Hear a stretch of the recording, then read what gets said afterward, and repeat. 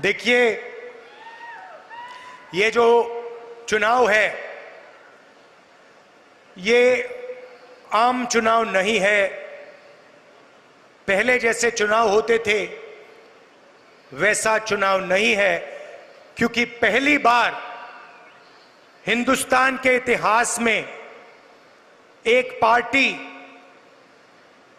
और एक व्यक्ति हिंदुस्तान के संविधान को और लोकतंत्र को खत्म करने की कोशिश कर रहे हैं। ಇದೊಂದು ಸಾಮಾನ್ಯ ಚುನಾವಣೆ ಅಲ್ಲ, ಇದರ ಚುನಾವಣೆ ನಡೀತದೆ। ಓರ್ವ ವ್ಯಕ್ತಿ ಈ ಭಾರತ ದೇಶದ ಪ್ರಜಾಪ್ರಭುತ್ವ ಸಂವಿಧಾನವನ್ನ ಧಿಕ್ಕರಿಸಿ ನಡೆಯುವಂತ ಒಂದು ಚುನಾವಣೆಯಲ್ಲಿ ಇದು ನಡೀತಾ ಇದೆ। संविधान से हिंदुस्तान के लोगों को अधिकार, उनकी आवाज और आरक्षण मिला है। ಸಂವಿಧಾನದಿಂದ ಭಾರತ ದೇಶದ ಜನರಿಗೆ ಅವರ ಹಕ್ಕುಗಳು ಮತ್ತು ಸ್ವಾತಂತ್ರ್ಯ ಸಿಕ್ಕಿದೆ। संविधान से पहले राजा महाराजा हिंदुस्तान पर राज करते थे। ಸಂವಿಧಾನದಲ್ಲಿ ಮೊದಲು ರಾಜ ಮಹಾರಾಜರು ಈ ಭಾರತ ದೇಶದಲ್ಲಿ ಹಿಂದೂಸ್ತಾನದಲ್ಲಿ ಆಡಳಿತ ಮಾಡ್ತಾ ಇದ್ರು। अगर आज हिंदुस्तान के गरीब लोगों के पास, पिछड़ों के पास, दलितों के पास, आदिवासियों के पास अधिकार हैं, आवाज है, तो संविधान ने ये आवाज और ये अधिकार दिए हैं। ಇವತ್ತು ಬಡ ಜನರ, ಹಿಂದುಳಿದವರ, ದಲಿತರ, ಅಲ್ಪಸಂಖ್ಯಾತರ, ಸಾಮಾನ್ಯ ಜನರ ಹತ್ರ ಸಹ ಧ್ವನಿಯಾಗಿ ಇವತ್ತೇನಾದ್ರೂ ಇದ್ರೆ, ಅಧಿಕಾರ ಇದ್ರೆ ಅದು ಸಂವಿಧಾನದ ವತಿಯಿಂದ ಇದೆ। तो एक तरफ नरेंद्र मोदी संविधान को खत्म करने की कोशिश कर रहे हैं। उनके एमपीज ने साफ कह दिया है कि अगर वो चुनाव जीतेंगे तो संविधान को बदल देंगे और रद्द कर देंगे। ಇವತ್ತು ನರೇಂದ್ರ ಮೋದಿ ಅವರು, ಬಿಜೆಪಿ ಅವರು ಈ ಸಂವಿಧಾನವನ್ನ ನಾಶ ಮಾಡ್ಲಿಕ್ಕೆ ಹೊಂಟಿದ್ದಾರೆ। ಅವರು ತಮ್ಮ ಮಾತುಗಳನ್ನು ಹೇಳಿದ್ದಾರೆ, ಎಂಪಿ ಅವರು ಹೇಳಿದ್ದಾರೆ, ಇವತ್ತು ನಾವು ಅವ್ರ ಅಧಿಕಾರಕ್ಕೆ ಮತ್ತೆ ಬಂದ್ರೆ ಈ ಸಂವಿಧಾನವನ್ನ ನಾಶ ಮಾಡ್ತೀವಿ, ಬದಲಾವಣೆ ಮಾಡ್ತೀವಿ ಅಂತ ಹೇಳಿ। एक तरफ वो लोग और दूसरी तरफ कांग्रेस पार्टी और इंडिया अलायंस जो संविधान को, बसवना जी की विचारधारा को बचाने की कोशिश कर रहे हैं। ಒಂದ್ ಕಡೆ ಈ ಭಾರತೀಯ ಜನತಾ ಪಕ್ಷ, ಈ ಮೋದಿ ಅವರು, ಇನ್ನೊಂದು ಕಡೆ ನಮ್ಮ ಕಾಂಗ್ರೆಸ್ ಪಕ್ಷ ಇವತ್ತು ಈ ದೇಶದ ಸಂವಿಧಾನವನ್ನ ಇಂಡಿಯಾ ಅಲಯನ್ಸ್ ಜೊತೆಗೂಡಿ ಇವತ್ತು ರಕ್ಷಣೆ ಮಾಡಲಿಕ್ಕೆ ಹೊರಟಿದೆ। नरेंद्र मोदी जी ने पिछले 10 साल 20-25 लोगों को अरबपति बनाया है। हिंदुस्तान का पूरा धन उन्होंने उन व्यक्तियों को दिया। ನರೇಂದ್ರ ಮೋದಿ ಅವರು ಕಳೆದ 10 ವರ್ಷಗಳಲ್ಲಿ 20ರಿಂದ 25 ದೊಡ್ಡ ಶ್ರೀಮಂತರನ್ನ ಹುಟ್ಟಾಕಿದ್ದಾರೆ। ಭಾರತ ದೇಶದ ಸಂಪತ್ತಿ ಈ 20-25 ಜನರ ಕೈಯಲ್ಲಿದೆ। पूरा का पूरा फायदा नरेंद्र मोदी जी ने अदानी जैसे लोगों को दिया है। हिंदुस्तान के एयरपोर्ट, हिंदुस्तान के पोर्ट, हिंदुस्तान का इंफ्रास्ट्रक्चर, डिफेंस की इंडस्ट्री, सोलर पावर की इंडस्ट्री, विंड पावर की इंडस्ट्री, पूरा का पूरा नरेंद्र मोदी जी ने अदानी और अदानी जैसे लोगों को पकड़ा दिया है। ಇವತ್ತು ಅದಾನಿ ಅವರಿಗೆ ಈ ಭಾರತ ದೇಶದ ಎಲ್ಲ ಸಂಪತ್ತನ್ನು, ನಮ್ಮಲ್ಲಿರುವಂತ ದೊಡ್ಡ ದೊಡ್ಡ ಕಂಪನಿಗಳನ್ನ, ಇವತ್ತು ಅದು ಸೋಲಾರ್ ಎನರ್ಜಿ ಇರಬಹುದು, ಇವತ್ತು ನಮ್ಮ ವಿಮಾನ ನಿಲ್ದಾಣಗಳಿರ್ಬಹುದು, ಇವತ್ತಿನ ಪೋರ್ಟ್ಗಳಿರ್ಬಹುದು, ಇವೆಲ್ಲವನ್ನು ಕೂಡ ಅದಾನಿ ಅವರಿಗೆ ಕೊಟ್ಟಿದ್ದಾರೆ। और गरीबों को कुछ नहीं मिला, ಬಡವರಿಗೆ ಏನೂ ಕೂಡ ಸಿಕ್ಕಿಲ್ಲ। कर्नाटक में हम 5 गारंटी देते हैं और आप जानते हो कि कर्नाटक में गरीबों को कितना फायदा हुआ है। ಕರ್ನಾಟಕ ರಾಜ್ಯದಲ್ಲಿ ನಾವು 5 ಗ್ಯಾರಂಟಿಗಳನ್ನ ಏನು ಕೊಟ್ಟಿದ್ದೀವಿ, ಅದರಿಂದ ಬಡವರಿಗೆ ಎಷ್ಟು ಅನುಕೂಲ ಆಗಿದೆ ಅನ್ನೋದು ತಾವು ಹೇಳಬೇಕು। ये देखो, ये जो आपने अभी ताली बजाई, ये प्रेस वाले कभी नहीं दिखाएंगे, क्योंकि ये प्रेस वाले गरीबों के नहीं हैं। ಇವತ್ತು ಜನ ಏನನ್ನು ಹರ್ಷೋದ್ಗಾರ ಮಾಡಿದ್ರಿ, ಚಪ್ಪಾಳೆ ಹೊಡೆದ್ರಿ, ಇದು ನಮ್ಮ ಕಾಂಗ್ರೆಸ್ ಪಕ್ಷಕ್ಕೆ, ನಮ್ಮ ನೀತಿಗೆ ಗ್ಯಾರಂಟಿ ಪರವಾಗಿದ್ದೀರಿ। ಇದನ್ನ ಪ್ರೆಸ್ನವರು ಕೂಡ ಅರ್ಥ ಮಾಡ್ಕೋಬೇಕು. ಈ ಪ್ರೆಸ್ನವರು ಇವತ್ತಿನ್ನೂ ಕೂಡ ಇವತ್ತು ನಮ್ಮ ಜೊತೆಗಿಲ್ಲ. ಇವರು गृह लक्ष्मी, गृह ज्योति, अन्नभाग्य, युवा निधि, शक्ति, ये 5 गारंटी हमने आपको दी, कर्नाटक के गरीब लोगों को दी. ಗೃಹ ಜ್ಯೋತಿ, ಲಕ್ಷ್ಮಿ, ಅನ್ನಭಾಗ್ಯ, ಶಕ್ತಿ ಮತ್ತು ಯುವ ನಿಧಿ, ಈ 5 ಗ್ಯಾರಂಟಿಗಳನ್ನ ಯೋಜನೆಗಳನ್ನ ಕರ್ನಾಟಕ ರಾಜ್ಯದ ಜನತೆಗೆ ನಾವು ಕಾಂಗ್ರೆಸ್ ಸರ್ಕಾರ ಕೊಟ್ಟಿದ್ದೀವಿ. तो आप देखिए, वो अरबपति बनाते हैं, 25 अरबपति बनाए उन्होंने. ಅವರು ಕೋಟ್ಯಾಧೀಶರನ್ನ ಮಾಡ್ತಾರೆ, ಸೃಷ್ಟಿ ಮಾಡ್ತಾರೆ. 25 ಕೋಟ್ಯಾಧೀಶರನ್ನ ಅವರು ಹುಟ್ಟು ಹಾಕಿದ್ದಾರೆ. मैं आपको इस स्टेट से बता रहा हूं कि हमारी सरकार करोड़ों लाखपति बनाने जा रही है. ನಾನು ಈ ಒಂದು ಸಭೆಯನ್ನ ಇವತ್ತು ಸಹ ಹೇಳ್ತೇನೆ, ನಮ್ಮ ಸರ್ಕಾರ, ನಮ್ಮ ಪಕ್ಷ ಇವತ್ತು ಸಹ ಈ ಕರೋಡಿಪತಿಗಳನ್ನ ಹುಟ್ಟಾಕುವಂತದ್ದಲ್ಲ, ಆ ಕೆಲಸವನ್ನು ಮಾಡ್ತಾ ಇಲ್ಲ. जितना पैसा नरेंद्र मोदी जी ने अरबपतियों को दिया, उतना पैसा हम किसानों को, युवाओं को, गरीबों को, मजदूरों को देने जा रहे हैं. ಎಷ್ಟು ಕೋಟ್ಯಾಂತರ ಹಣ ಇವತ್ತು ಸಹ ನರೇಂದ್ರ ಮೋದಿ ಅವರು ಈ ಕೋಟ್ಯಾಧೀಶರಿಗೆ, ದೊಡ್ಡ ದೊಡ್ಡ ಉದ್ಯಮಿಗಳು ಕೊಟ್ಟಿದ್ದಾರೆ. ಅದನ್ನ ನಾವು ರೈತರಿಗೆ, ಬಡವರಿಗೆ, ಕೂಲಿ ಕಾರ್ಮಿಕರಿಗೆ, ಹಿಂದುಳಿದವರಿಗೆ ನಾವು ಕೊಡ್ಲಿಕ್ಕೆ ಬಯಸಿದ್ದೀವಿ. गृह लक्ष्मी स्कीम के बारे में प्रधानमंत्री ने कहा था कि अगर इसको कर्नाटक में लागू कर दिया जाए तो कर्नाटका बैंकरप्ट हो जाएगा. ಗೃಹಲಕ್ಷ್ಮಿ ಯೋಜನೆಯನ್ನ ನಾವು ಪ್ರಾರಂಭ ಮಾಡಿದಾಗ ನರೇಂದ್ರ ಮೋದಿ ಅವರು ಹೇಳಿದ್ರು, ಈ ಗೃಹಲಕ್ಷ್ಮಿ ಯೋಜನೆಯಿಂದ ಕರ್ನಾಟಕ ರಾಜ್ಯ ದಿವಾಳಿ ಆಗ್ತದೆ ಅಂತೇಳಿ. कोई बैंकरप्ट नहीं हुआ. ಯಾವುದು ಕೂಡ ಕರ್ನಾಟಕ ರಾಜ್ಯ ದಿವಾಳಿ ಆಗಿಲ್ಲ. अब नरेंद्र मोदी जी आप सुनिए, ನರೇಂದ್ರ ಮೋದಿ ಅವರ ನೀವು ತಿಳ್ಕೊಳ್ಳಿ, ಕೇಳ್ಕೊಳ್ಳಿ. आज कर्नाटक की महिलाओं को 2000 रुपए प्रति महीना 24,000 रुपए मिलता है. ಇವತ್ತು ನರೇಂದ್ರ ಮೋದಿ ಅವರು ನೀವು ತಿಳ್ಕೊಳ್ಳಿ, ಕರ್ನಾಟಕ ರಾಜ್ಯದ ಮಹಿಳೆಯರಿಗೆ ಪ್ರತಿ ತಿಂಗಳು 2,000ದಂತೆ ವರ್ಷಕ್ಕೆ 24,000 ರೂಪಾಯಿ ಸಿಗ್ತದೆ. 1 करोड़ महिलाओं को कर्नाटक में 24,000 रुपए साल का मिलता है. 1 ಕೋಟಿ ಮಹಿಳೆಯರಿಗೆ ಕರ್ನಾಟಕ ರಾಜ್ಯದಲ್ಲಿ ವರ್ಷಕ್ಕೆ 24,000 ರೂಪಾಯಿ ಸಿಗ್ತದೆ. महिलाओं को हम क्यों देते हैं? क्योंकि महिलाएं देश के भविष्य की रक्षा करती हैं. ನಾವು ಮಹಿಳೆಯರಿಗೆ ಯಾಕೆ ಈ ಹಣವನ್ನ ಕೊಡ್ತಾ ಇದೀವಿ? ಯಾಕಂದ್ರೆ ಮಹಿಳೆಯರು ಈ ದೇಶದ ರಕ್ಷಣೆಯನ್ನು ಮಾಡ್ತಾ ಇದ್ದಾರೆ, ಕುಟುಂಬದ ರಕ್ಷಣೆಯನ್ನು ಮಾಡ್ತಾ ಇದ್ದಾರೆ. और 21वीं सदी में शायद पुरुषों को अच्छा ना लगे, अगर पुरुष 8 घंटा काम करते हैं तो महिलाएं 16 घंटा काम करती हैं. ಇದು ಗಂಡಸರಿಗೆ ಸ್ವಲ್ಪ, ಪುರುಷರಿಗೆ ಸ್ವಲ್ಪ ಇದು ಅನ್ಸ್ಬಹುದು. ಗಂಡಸರು 8 ತಾಸು ಕೆಲಸ ಮಾಡಿದ್ರೆ ಮಹಿಳೆಯರು 16 ಗಂಟೆ ಕೆಲಸ ಮಾಡ್ತಾರೆ. बाहर जाके महिला और पुरुष मजदूरी करते हैं और फिर घर में 8 घंटे महिला बच्चों की देखभाल करती है, भोजन पकाती है.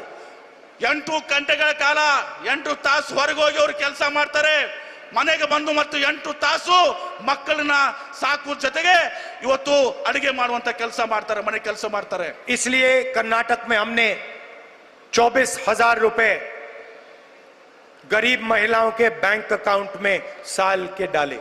ಇದರ ಸಲುವಾಗಿನೇ ನಾವು ಮಹಿಳೆಯರಿಗೆ ಪ್ರತಿ ತಿಂಗಳು ಇವತ್ತೊಂದು ದಿವಸ 2,000ದಂಗೆ ವರ್ಷಕ್ಕೆ 24,000 ಮಹಿಳೆಯರ ಅಕೌಂಟ್ಗೆ ನೇರವಾಗಿ ಹಣವನ್ನು ಜಮಾ ಮಾಡ್ತಾ ಇದ್ದೀವಿ. अब आप ताली बजाने के लिए तैयार हो जाओ. ಈಗ ತಾವೆಲ್ಲರೂ ಚಪ್ಪಾಳೆ ಹೊಡಿಲಿಕ್ಕೆ ತಯಾರಾಗಿರಿ. क्योंकि जो मैं अब आपको बोलने जा रहा हूं उससे जबरदस्त ताली बजने जा रही है. ಈಗ ನಾನು ಏನು ಹೇಳಕ್ ಹೊಂಟಿದ್ದೀನಿ, ಇದರಿಂದ ಬಹಳ ದೊಡ್ಡ ಚಪ್ಪಾಳೆಯನ್ನ ಇವತ್ತು ನೀವು ಹೊಡೆಯುವಂತದ್ದಾಗ್ತದೆ. चुनाव के बाद जैसे ही इंडिया अलायंस की सरकार बनेगी, ಚುನಾವಣೆ ನಂತರ ಇಂಡಿಯಾ ಅಲೈನ್ಸ್ ಏನು ಅಧಿಕಾರಕ್ಕೆ ಬರ್ತದೆ, ಸರ್ಕಾರ ರಚನೆ ಮಾಡ್ತದೆ, हिंदुस्तान के सारे गरीब परिवारों की लिस्ट बनेगी. ಹಿಂದೂಸ್ತಾನದ ಪ್ರತಿಯೊಬ್ಬರ ಮಹಿಳೆಯರಿಗೆ ಇವತ್ತು ಸಹ ಒಂದು ದೊಡ್ಡ ಶಕ್ತಿಯನ್ನು ತುಂಬುತ್ತಿದ್ದೇವೆ. और हर गरीब परिवार में से एक महिला चुनी जाएगी.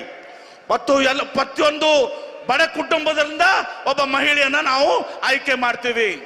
और उस महिला के बैंक अकाउंट में हिंदुस्तान की सरकार हर साल 1 लाख रुपया डालने जा रही है. ಈ ಒಂದು ಮಹಿಳೆ ಬಡ ಮಹಿಳೆ ಏನಿರ್ತಾನೋ ನಾವು ಆಯ್ಕೆ ಮಾಡಿರ್ತೀವಿ, ಅವರ ಒಂದು ಖಾತೆಯಲ್ಲಿ 1 ಲಕ್ಷ ರೂಪಾಯಿಗಳನ್ನ ಇವತ್ತು ಸಹ ಜಮಾ ಮಾಡ್ತೀವಿ. अगर कर्नाटक की सरकार महिलाओं को 24,000 दे सकती है तो हिंदुस्तान की सरकार महिलाओं को 1 लाख रुपए दे सकती है. ಇವತ್ತು ಕರ್ನಾಟಕ ಸರ್ಕಾರ ಮಹಿಳೆಯರಿಗೆ ವರ್ಷಕ್ಕೆ 24,000 ಕೊಟ್ರೆ ಕೇಂದ್ರ ಸರ್ಕಾರ ವರ್ಷಕ್ಕೆ 1 ಲಕ್ಷ ರೂಪಾಯಿ ಕೊಡುವಂತ ಶಕ್ತಿ ಹೊಂದಿರುತ್ತದೆ. और कर्नाटक को 1,24,000 रुपए साल के महिलाओं को मिलेगा. ಮತ್ತು ಕರ್ನಾಟಕ ರಾಜ್ಯದಲ್ಲಿ 1,24,000 ರೂಪಾಯಿ ಮಹಿಳೆಯರಿಗೆ ಅವತ್ತು ಸಹ ಕುಟುಂಬಕ್ಕೆ ಸಿಗ್ತದೆ. आप सोचिए, हर साल हर महीने 10,500 रुपए खटाखट खटाखट खटाखट खटाखट बैंक अकाउंट में. ತಾವು ವಿಚಾರ ಮಾಡ್ರಿ, ಪ್ರತಿ ತಿಂಗಳು 10,500 ರೂಪಾಯಿ ಕಟಾಕಟ್ ಕಟಾಕಟ್ ಅಂತ ನಿಮ್ಮ ಜಮೆಗೆ ಕಾನೂನಿಗೆ ಅವತ್ತು ಸಹ ಅಕೌಂಟ್ಗೆ आप ಬರ್ತದೆ. एक कर्नाटक के सबसे गरीब परिवार सुबह उठेंगे, 1 तारीख को हर महीने सुबह उठेंगे और बैंक अकाउंट में सीधा महीने का 10,500 रुपए दिखाई देगा. ಬಡ ಕುಟುಂಬದವರು ಮಹಿಳೆ ಪ್ರತಿ ತಿಂಗಳು 1ನೇ ತಾರೀಕಿಗೆ ತಮ್ಮ ಬೆಳಗ್ಗೆ ಎದ್ದ ಮೇಲೆ ತಮ್ಮ ಅಕೌಂಟ್ ಅನ್ನು ತೆಗೆದ್ರೆ 10,500 ರೂಪಾಯಿ ಅಕೌಂಟ್ ನಲ್ಲಿ ಇರ್ತದೆ. और जब तक वो परिवार गरीबी से नहीं निकलेगा तब तक हर महीने खटाखट खटाखट खटाखट 8,500 रुपए. ಎಲ್ಲಿವರೆಗೆ ಆ ಒಂದು ಕುಟುಂಬ ಬಡತನದಿಂದ ಹೊರಗೆ ಬರ್ಲಿಕ್ಕೆ ಆಗುದಿಲ್ಲ ಅಲ್ಲಿವರೆಗೆ ಪ್ರತಿ ತಿಂಗಳು 10,500 ರೂಪಾಯಿ ಕಟಾಕಟ್ ಕಟಾಕಟ್ ಕಟಾಕಟ್ ನಿಮ್ಮ ಅಕೌಂಟ್ ಕೊಡುವಂತದ್ದಾಗ್ತದೆ. अब कर्नाटक में हम युवा निधि स्कीम देते हैं. ಕರ್ನಾಟಕ ರಾಜ್ಯದಲ್ಲಿ ನಾವು ಯುವ ನಿಧಿ ಯೋಜನೆಯನ್ನ ನೋಡಿದಿರಿ. अनएम्प्लॉयड युवाओं को 3,000 रुपए महीने का मिलता है. ನಿರುದ್ಯೋಗಿ ಯುವಕರಿಗೆ ಪ್ರತಿ ತಿಂಗಳು 3,000 ರೂಪಾಯಿ ಹಣ ಸಿಗ್ತದೆ. नरेंद्र मोदी जी ने अरबपतियों को धन देकर रोजगार खत्म कर दिया है. ನರೇಂದ್ರ ಮೋದಿ ಅವರು ಇವತ್ತು ಕೋಟ್ಯಾಧೀಶಕ್ಕೆ ಇದು ಮಾಡಿ ಇವತ್ತು ಬಡವರಿಗೆ ಇವತ್ತು ಸಹ ಕೂಲಿಯನ್ನ ಕಡಿಮೆ ಮಾಡಿದ್ದಾರೆ. देश में हर सड़क पे हर कस्बे में युवा घूमते हैं, हाथ जोड़ के रोजगार मांगते हैं. ಇವತ್ತು ದೇಶದ ಕೋಣೆ ಕೋಣೆಯಲ್ಲಿ ಯುವಕರು ನಿರುದ್ಯೋಗಿಗಳು ಅಡ್ಡಾಡ್ತಾರೆ, ಉದ್ಯೋಗವನ್ನ ಕೇಳ್ತಾ ಇದ್ದಾರೆ. कुछ नहीं मिलता. ಏನು ಸಿಕ್ಕಿಲ್ಲ ಅವ್ರಿಗೆ. अमीर घर के लोग अपने बच्चों को अप्रेंटिसशिप कराते हैं, 1 साल की नौकरी दिलवाते हैं, टेम्पररी नौकरी दिलवाते हैं, उनकी ट्रेनिंग होती है.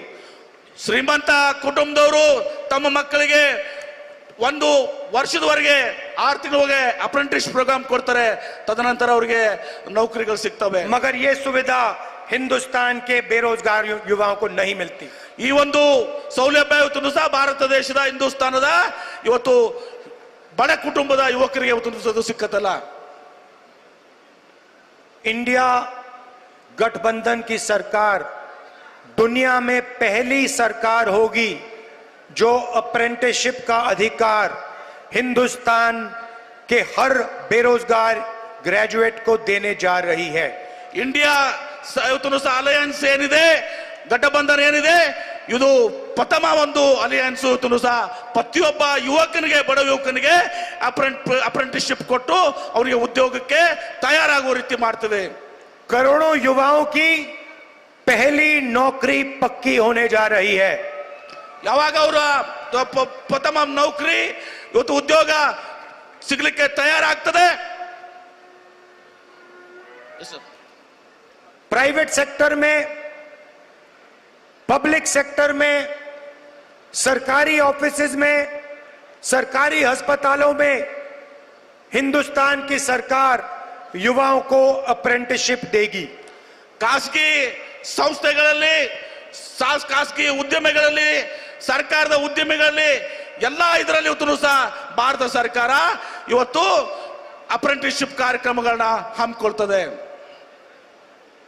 Graduate, diploma holders, college graduate, university graduate को अधिकार होगा सरकार से 1 साल की नौकरी मांगने का।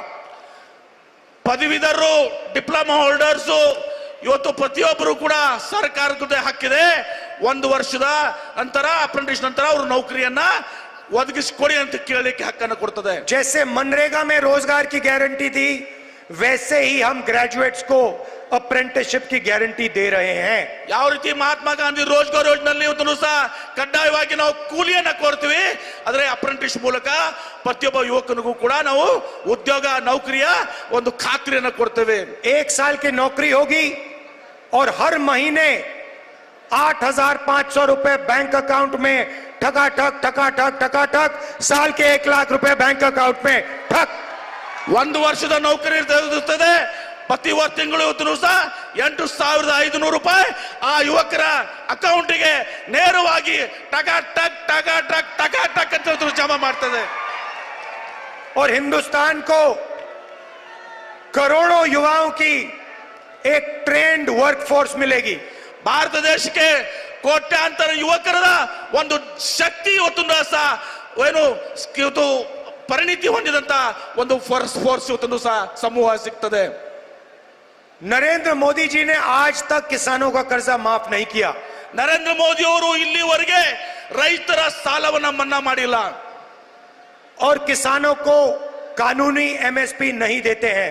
ಮತ್ತು ರೈತರಿಗೆ ಇವತ್ತು ಸಹ ತಾವು ಬೆಳೆದಂತ ಬೆಳೆಗಳಿಗೆ ಇವತ್ತು ಎಂಎಸ್ಪಿ ದರವನ್ನ ಇವತ್ತು ಸಹ ಕೊಡ್ತಾ ಇಲ್ಲ। हमारी सरकार आते ही किसानों का कर्जा माफ करने जा रही है।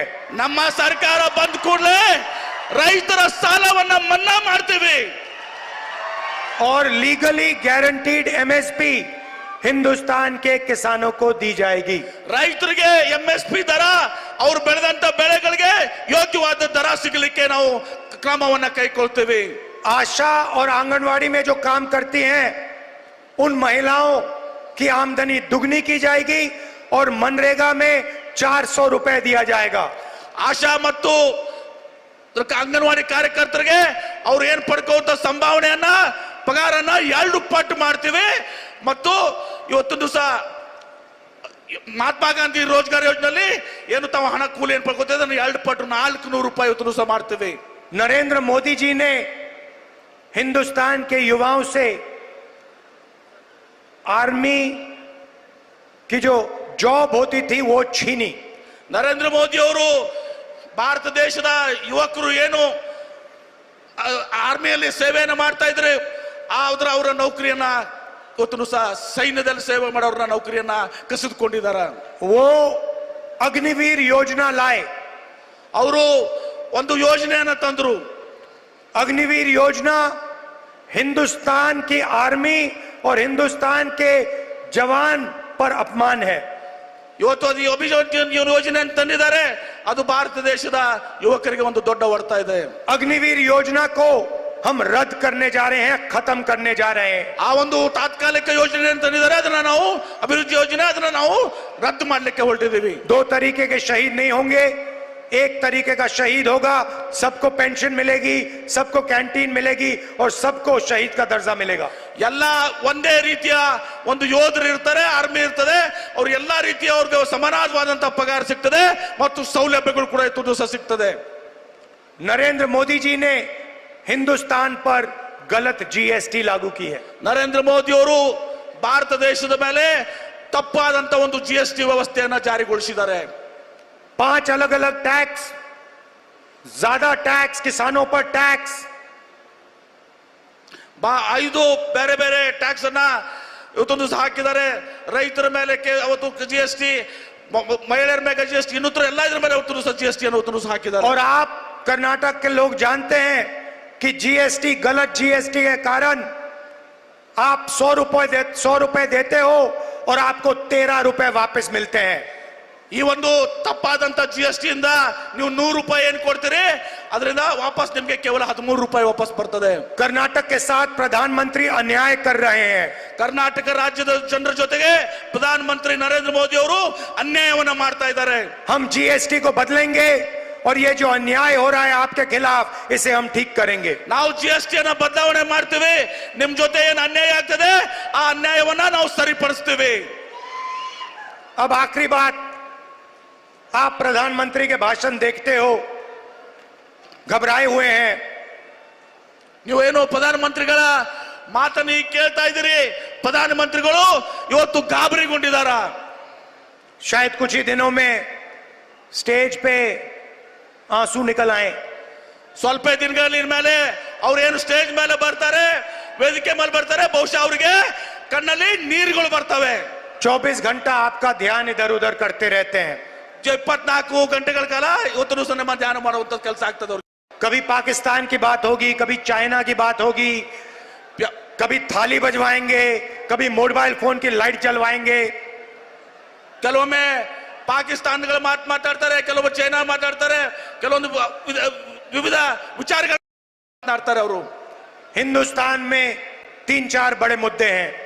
ಭಾರತ ದೇಶದಲ್ಲಿ 3-4 ದೊಡ್ಡ ದೊಡ್ಡ ಸವಾಲುಗಳು ಸಂಬಂಧ ಇದಾವೆ। गरीबी, बेरोजगारी, महंगाई और भागीदारी। ಇವತ್ತು ಭಾರತ ದೇಶದಲ್ಲಿ ಏನು 4 ದೊಡ್ಡ ಸವಾಲುಗಳಿದಾವೆ, ಸಮಸ್ಯೆಗಳಿದಾವೆ। ಒಂದು ಬಡತನ, ಇನ್ನೊಂದು ನಿರುದ್ಯೋಗ, ಇನ್ನೊಂದು ಬೆಲೆ ಏರಿಕೆ। ಈ 4 ಸವಾಲುಗಳು ನಮ್ಮ ಮುಂದಿದಾವೆ।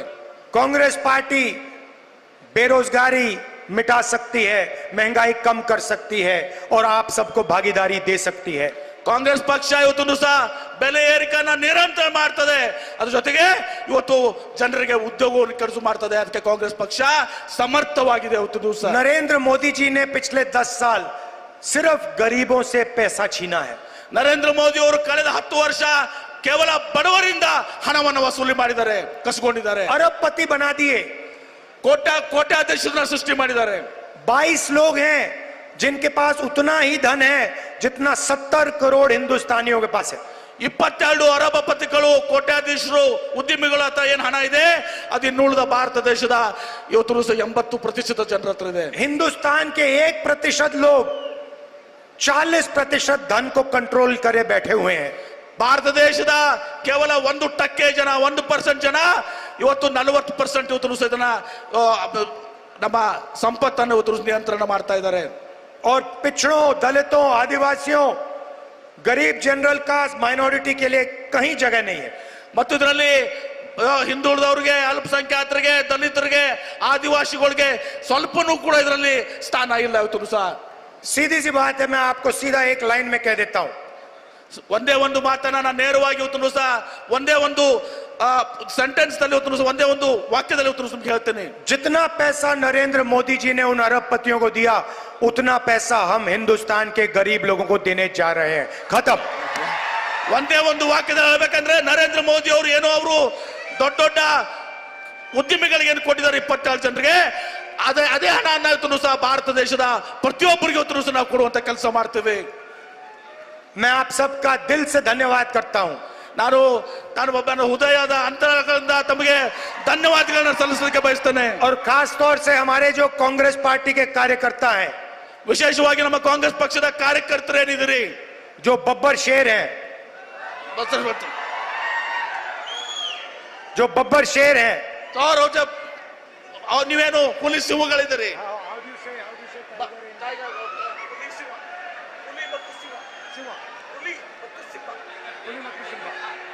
खुली मत्तू सिम्बा, जो हमारे बब्बर शेर घूम रहे हैं, जो विचारधारा के लिए लड़ते हैं, गरीबों के लिए लड़ते हैं, किसानों के लिए लड़ते हैं, आपको मैं दिल से धन्यवाद और ढेर सारा प्यार देता हूं। नमस्कार, जय हिंद। ನಮ್ಮ ಕಾಂಗ್ರೆಸ್ ಪಕ್ಷದ ಕಾರ್ಯಕರ್ತವೇನಿದ್ರಿ, ಹುಲಿಗಳು ಮತ್ತು ಸಿಂಹಗಳು, ನೀವು ಬಡವರ ಪರವಾಗಿ, ಜನರ ಪರವಾಗಿ ಇವತ್ತು ಏನು ಹೋರಾಟ ಮಾಡ್ತೀರಿ, ನಿಮಗೆ ಹೃದಯಪೂರ್ವಕವಾದಂತಹ ಅಭಿನಂದನೆಗಳನ್ನು ಸಲ್ಲಿಸ್ತೇನೆ।